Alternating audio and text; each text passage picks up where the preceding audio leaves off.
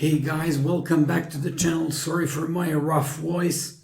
You can see the way I'm dressed up. Actually, I've been cheering up for Red Star tonight and we crushed Olympiacos in the Champions League. I'm very excited to tell you that we're actually approaching to the number of 1,000 subscribers. Thank you so much for that, and hopefully it's gonna actually even go faster after that. Also, I'm willing to tell you and to inform you that right after we reach like 1,000 subscribers, as a word for you, for my subscribers and the guys who are just actually getting here on the channel, I'm just going to present you like three very interesting like series of tweets about the Smith Mora for white, Grand Prix attack against Sicilian, and Alto Scandinavian Portuguese for black. Those are going to be like very serious videos, and they're going to be even for advanced players. That doesn't mean that the content that I'm about to show you cannot be played by top players. Of course, it can be.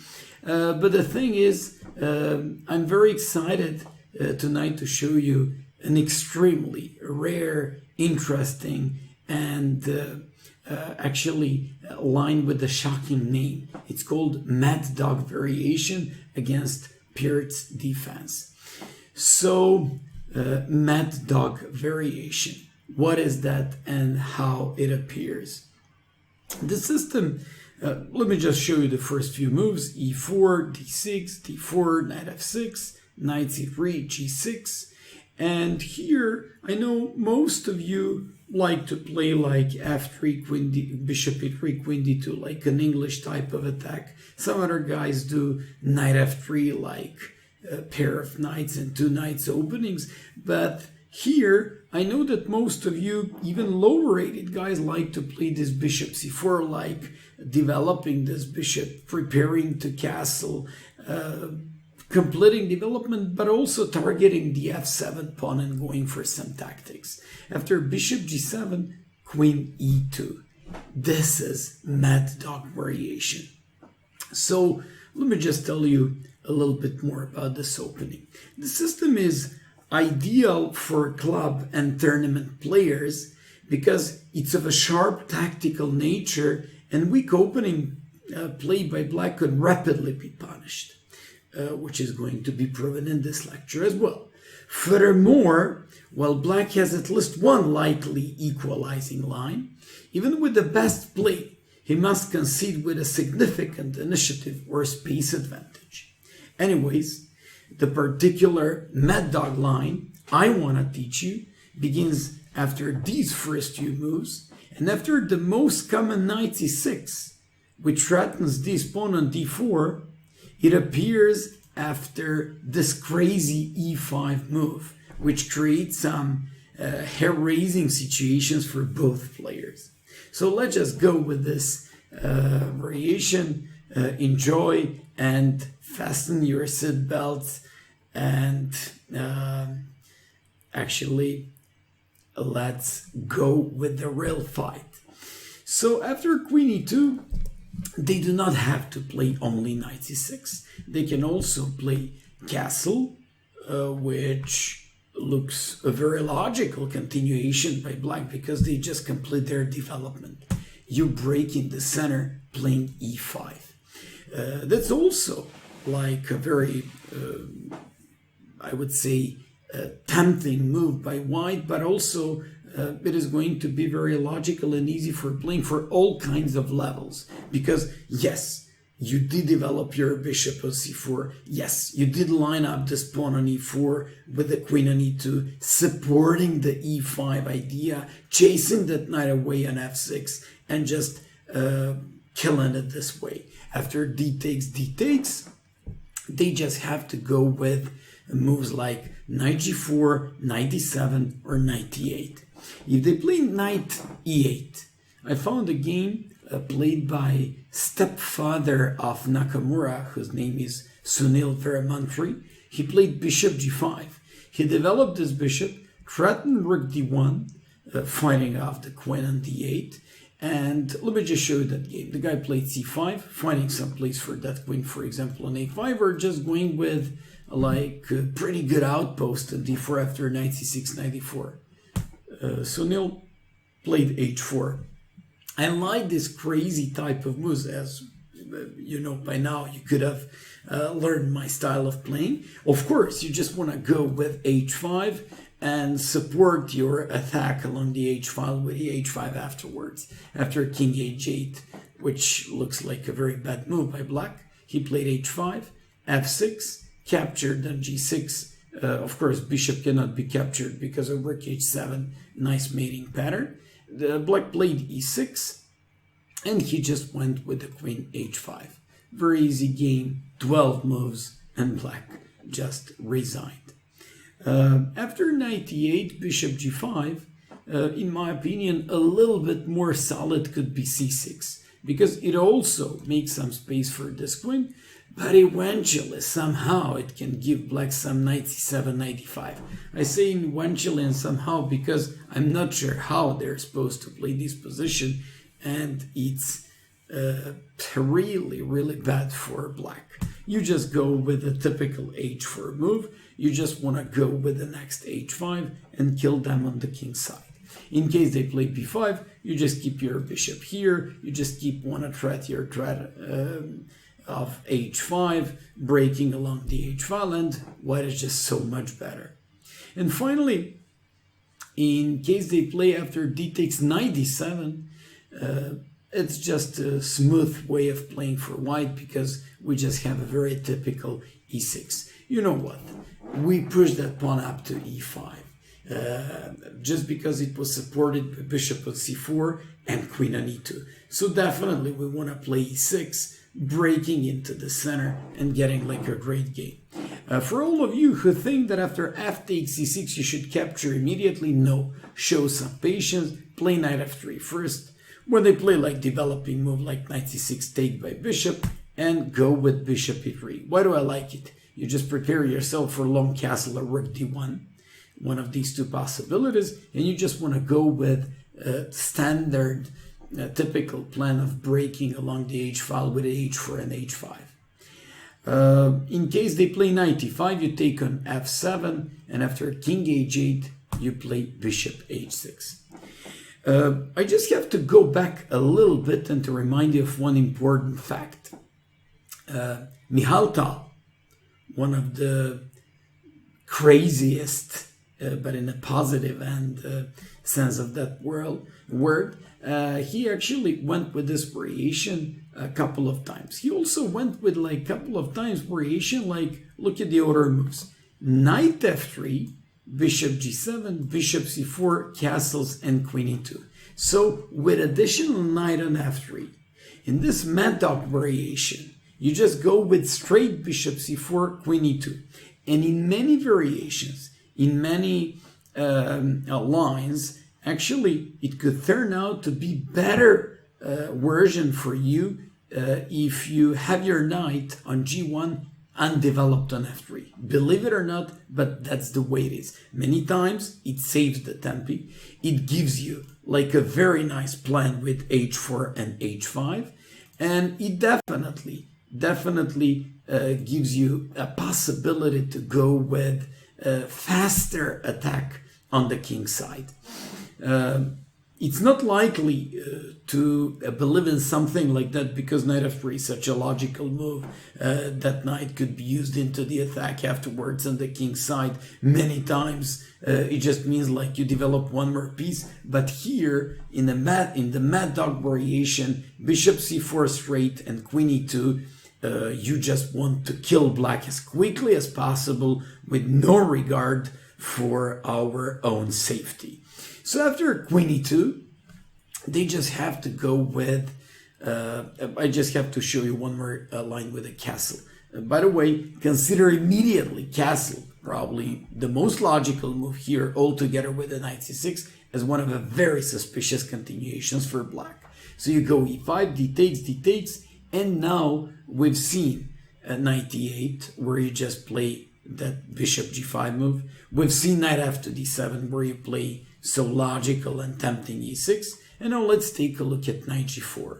After knight g4, I'll show you a game of Nigel Short, who played in simul f4. I like it so much because in a way he defends and control better white center. Also excludes this bishop on g7, and the very next move by white will be h3 and g4, killing all kind of active possibilities by black to somehow and somewhat do with that knight.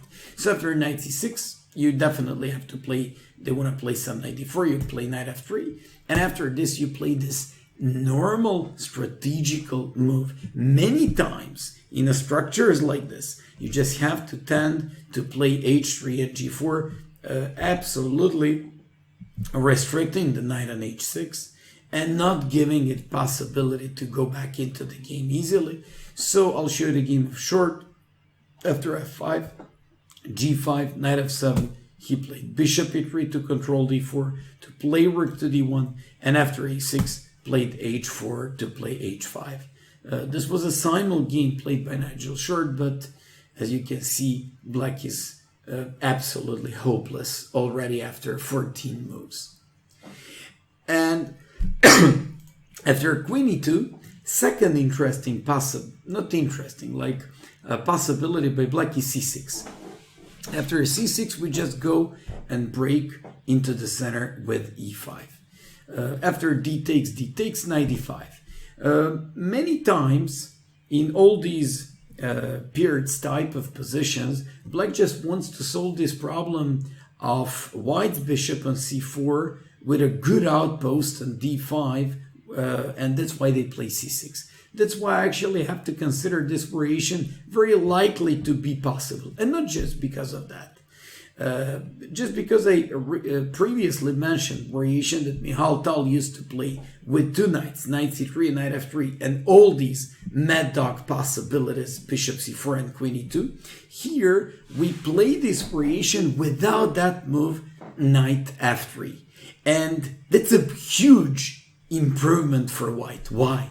Because now we can play bishop d2. And imagine that we had the knight on f3 already. They would have bishop g4 to pin our knight, also weaken our central pawn on e5, and that should give definitely black some interesting counter-attacking chances. Here, bishop g4 doesn't exist because we don't have knight on f3, and they have a very, very nice, actually we have a very nice attacking opportunities. After short castle, long castles, I analyze this, and I can tell that black can hardly defend these positions. For example, most common move in practice by black was bishop e6. You just go with typical h4. We'll launch the attack on the king side.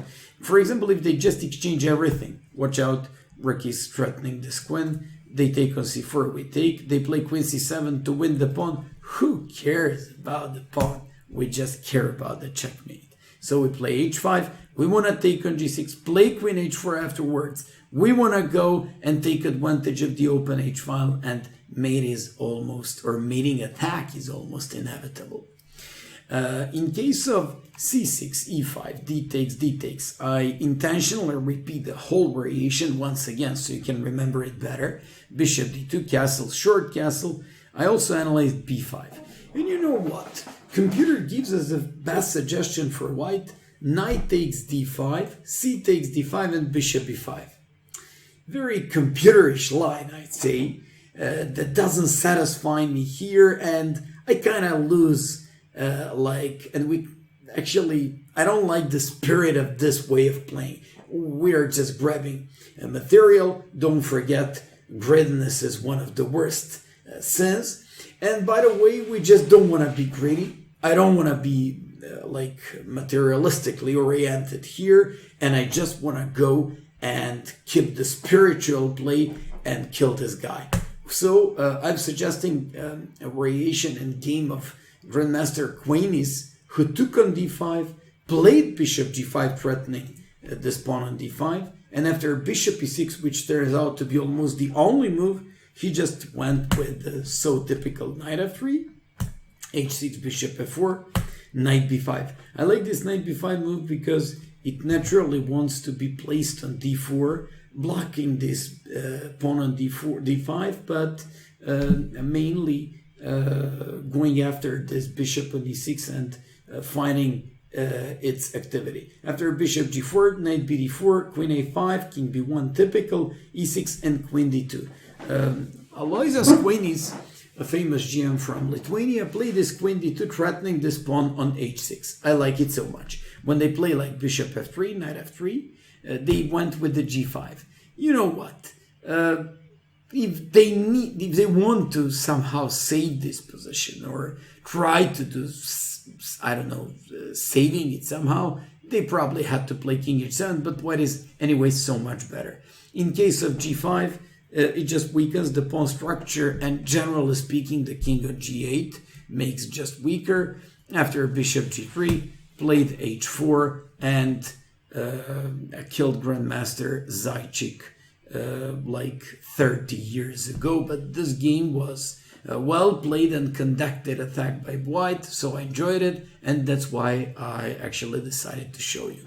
And finally, third option by black. After queen e2, what happens if they play knight c6? According to stats, knight c6 is the most common move by black. It's very logical. Many Pircs, King's Indian, many modern defense players, as soon as they see possibility to jump with the knight on c6, since the d4 pawn is undefended, they immediately take advantage of that. And here we just go with this crazy and, like I previously said, hair-raising situation with e5. E5 makes this variation being wonderful, and I'm absolutely sure this is going to be, as the time goes by, one of the most viewed and absolutely most attractive wids on my channel. After e5, they take on d4, of course. Who wouldn't take the pawn in the center for free? But in case they take on e5, we just recapture, and we just now play a better version of the Mad Dog variation. So in case of knight e7, we just go e6, and we faster have like a break into the center. What's the point? If they take, you just play bishop e3 and play long castle or rook d1. Doesn't matter what you do. Basically, when they take on e5, they just open up d file, and it's a better thing for us. If they play knight g4, going after this pawn, you just play e6. You disconnect this knight, you break it there in the center, and in the case they play f5, we just have nice developing logical move knight f3 with his existing pawn in the middle of the black's position. What is so much better? I want to play h3 or h4, h5. I want to play bishop f4 followed by rook to d1. Just like I previously told you, when we played e5 and they decided to take, we definitely have to consider d takes e5 being a suspicious move by black, because after we recapture, whether we develop this dark square bishop to e3 afterwards, f4 or g5, we just have an easier possibilities with a rook d1 or long castle in many variations. So finally, in case they play knight g4 and you play e6, I played a blitz game with the knight d4. Let me just show you what happened. I captured on g4. The guy probably was very happy to do me a fork and take my rook, but after knight f3, I was threatening rook d1. E takes f7 as a possibility. In case of castle, I have knight g5, queen h4, an amazing initiative and attack. And that's why we're just, hey, by the way, after e5 d takes, I said this is the better version of the Mad Dog variation. In case of knight d4, we take and sack the piece for sack the queen for 3 pieces. Knight takes e2, we take on g7 and play knight g on e2. Why is it like so much better than the Mad Dog variation itself? Because in Mad Dog variation, we actually have the pawn on d4, while they have, sorry, we don't have the pawn on d4, but they have the pawn on d6. Here, that pawn doesn't exist. open d file, and not existing pawn on d6 give us great attacking chances. Bishop h6 with a tempi, rook d1 with a tempi, and here, watch this out, because in the Miodrag variation, many times they just want to trap up this bishop with a g5 and rook g6. That's why we play h4, to stop g5, to secure bishop on h6, and when they play c6, to somehow do something with this queen, we just go short castle. Queen a5, bishop f7, rook takes d7, with an amazing initiative attack by black. And of course, even according to the books, 3 pieces are way better than queen. Let's get started with the Miodrag variation itself. After queen e2, knight c6, e5, knight takes d4. If you're wondering what to do here, you don't have to anymore, because we could have seen previously that we just give up queen for 3 pieces. E takes f6, knight takes e2, f takes g7, rook g8, and knight g on e2. This queen sack line is very complicated, and it still remains completely unexplored. I decided to show you this variation just because of these reasons. A couple of GMs in their books, in their articles, mention this variation, but just briefly, just superficially, stating how it's too risky for black. At the same time, they all somehow say it's considered to be good for black, but in a very shy way, because in my opinion, they're also not sure whether they want to play this variation with the queen sack or not. Others claim that it leads to obscure play, where white has an amazing positive experiences. If you ask me, all things considered, most writers on the Pirc exaggerate white's chances, and Grandmaster Hiller Tiger Person wrote that the knight d4 has been played a few times, but the stats confirm that white has an awesome attack with 3 pieces for the queen, and he just concluded he would never play like that. I can tell that I would never play like this with the black pieces as well. Since white has really an awesome attack with 3 pieces for the queen, and that's really nice. I just want to tell you one thing. As statistics suggest, most players of knight e4 are just a dogmate. So basically, you should be very happy if that happens. And let's just take a look at a couple of interesting games.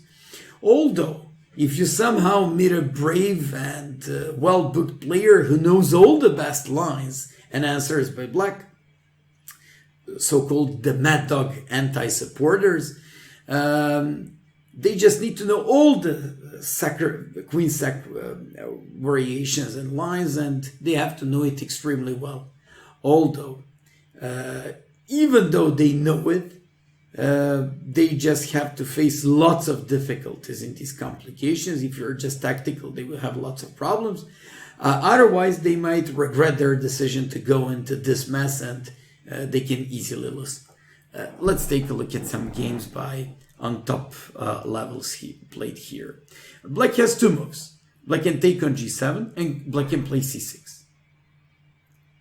If they go with c6, what do? We just play bishop h6. Now we don't even want to give this pawn on g7. Those who play c6, they do it because of 2 reasons. They do it because they want to parry out this bishop with some d5, and they just want to find better place for this queen. Usually it's on a5. Anyways, we shouldn't miss a chance to play bishop h6 to defend this pawn on g7. When they play d5 gives nothing, because we have a nice and easy long castle and we have an amazing initiative. If they play queen a5, they just want to place this queen on h5, kicking this bishop away from h6, and somehow, first of all, solve the problem of the weak queen on d8. Secondly, kick away this bishop from h6, and thirdly, get a pawn on g7 back. But it's not going to happen. We play h4. Larry Christensen, ex-United States champion and famous tactical player, played this game. And in case of Queen h5, you just played bishop g5, almost trapping up the queen. I'll show you once again, game by Aloysius Aquinas, who played against strong woman Dana Reisneche game. Queen g4, knight f4, queen is almost trapped, look at this. Rook g7, f3, queen f5, long castles, bishop d7, and rook h d1. You don't even have to be so special player, being such a good player. You just have to play like these normal moves and your game is just awesome. So in case of castle, in the game was attractive knight d5, c takes d5 and bishop d3 because they just went for this queen. After queen e5, rook e5, knight d5, he had like 3 pieces, bishop pair for the 2 rooks, and he just easily won this game. But actually, way easier was to take on e7 and after f6 to play knight e4. d6 was threatened. Pair of king and the queen were just under the fork, knight d6, and basically white is completely winning. So we've just seen that a queen h5 is bad. Once again, why? Because you trap up this queen with this nice tricky line, bishop g5. In case of bishop e6, I'll show you a previously mentioned game by Larry Christensen. He took on e6, knight f4, played king d7, played long castles, played rook h d1, and got into winning position and won afterwards. Just like I told you, you don't have to be anyone that special to play like this. You just play like a bunch of normal moves, put all your pieces into the center, towards the king, towards these pawns, placing the rook on the e1. Another one is already on d1. You're just great. And finally, in case of b5, I'll show you a game between original grandmaster from Lithuania, Šarūnas Šulskis. That's quite an interesting that Aquinas is from Lithuania as well, and Šulskis as well. So in Lithuania, GMs alike to play this mad dog variation with the white pieces.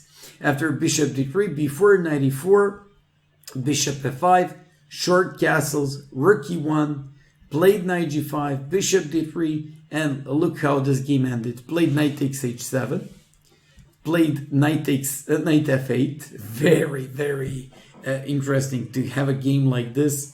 And look at this knight. It's gonna go at some point on either e6 or d7. After e5, d4, rook e8, captured an e5, and played this knight d4 move. This guy played b3, trying to take on e1. I just want to remind you that the black pieces had semi-shocker grandmaster from Egypt, so it wasn't some patzer. So after like rook e5, f takes, knight c6, queen takes a2, a little bit comic way to solve the problems, knight takes e5, knight g4, and after king f7, Šarūnas Šulskis played rook c1 with almost inevitable checkmate in a couple of moves. What an amazing game to beat up GM with the mad dog variation, smashing him in this really crazy line. And finally, what happens if they play like rook takes g7? Those previously mentioned well booked up players, you probably should face with this rook g7 move. You play bishop h6 with a tempi, you play long castle with a tempi. One of the strongest players of whole times, famous Danish grandmaster Bent Larsen, he played e6. Actually, his opponent played e6. Larsen played f4, bishop d7, played knight d4, played knight e4, rook h3, and played bishop g5. His opponent resigned. You just see like the simplicity of these variations. That's actually what strikes me the most about these variations. In case they play bishop e6, I found so many games in this variation played with the bishop e6. I'll show you another game played by Grandmaster Stefan Kindermann from Germany, who took on e6, played h4 to stop previously mentioned g5 and rook g6 trap, queen d7, rook h3, and f4 to stop e5. And the beautiful way of repositioning his pieces and finding like better places. Knight g1, followed by knight f3 and e5. After like rook e8, knight f3, played knight e5, played knight f7, took on e6, and black was completely lost. Turns out that in most of these lines, 3 pieces are way better than queen. Finally, once again, I'll show you one more game by Stefan Kinderman, played against Gass in Germany back to 1978. After knight e4, e5, knight f3, threatens on e5 to take. This guy went with the bishop e6, captured, and played knight e4. Look at this comic position. They can't play queen d7 because of knight f6. They can't play queen e7 here because of bishop g5, and they would be just lost. So they just went with the rook h8 to stop bishop g5, knight f6. White played bishop g5, and black played queen b8. I don't want to... Actually, I had to stop here. For a long time, I haven't seen, like, I would say, more terrible position by black. I would probably immediately resign to my opponent if I was black. But look what happened. Kinderman played knight e5, rook f8, played knight g4. And can you imagine how sad your position could be if you have to play a5? Knight f6, rook takes, knight f6, king f7, took on h7, and won the game afterwards. Finally, most of players who decide to take on g7, bishop h6, rook g8, long castle, will play once again the most logical c6. In comparison to the previous line, they already managed to take like a very important and dangerous pawn on g7, but they actually gave us 2 additional moves in terms of development, bishop h6 and long castle. So after c6, we play rook h1. I'm showing you one of the crucial games for this system, Jan Demirov, Grandmaster, against Pirc Defense, another good player. So after bishop e6, I told you, many games I found being played like this because black just believes that with, first of all, exchanging pieces, he would just get a game easier. That's not far from truth. Another thing is that after like bishop e6, they just deprive us of the bishop pair, which is also not far from truth, but another thing is a big problem. Actually, we play rook h1, knight f4, and we now go after these pawns. After e5, this is a position of a great practical and strategical value, I believe, and importance. And here, nowadays, all these computers, all these good players would solve in the same fashion. They would sack this rook on e5. Of course, black is falling apart unless they decide to take. Rook takes d8, rook takes d8, and plays knight e6. After rook d6, knight g5, rook f6, knight c on e4, b6. This guy desperately gives up even an exchange for connecting these pawns and getting some sort of chances. But believe it or not, Jan Demirov, Grandmaster, played h3, started to approach with this king and to go towards the center. And you know what? This is a little bit hard to believe, but 3 pieces are easily outplaying these 2 rooks. Why? First of all, disconnection of these pieces. Secondly, we don't want to be greedy once again and take on f6. We're happy with 3 pieces. Thirdly, our king is better than their king. Fourthly, you just have to consider like full disorientation of these black pieces and inactivity of both of these rooks. All things considered, I hope that you enjoyed in the Miodrag variation. You could have seen that some of the top world names, including Mikhail, Bent Larsen, nowadays Nigel Short, Grandmaster Jan Demirov, Shulskis, Quainis, and others, used this opening in the past. Hope you liked the video. Hope you will support us. You will tell others about the channel. Hope we're going to actually carry on growing. And finally, subscribe us sometimes. Support us sometimes with some donations. Thank you so much for watching, enjoying these games. And of course, if you have some interesting games in the Miodrag variations, feel free to send us on email or on my site www.bigmaya.com. All the best, guys. Bye bye.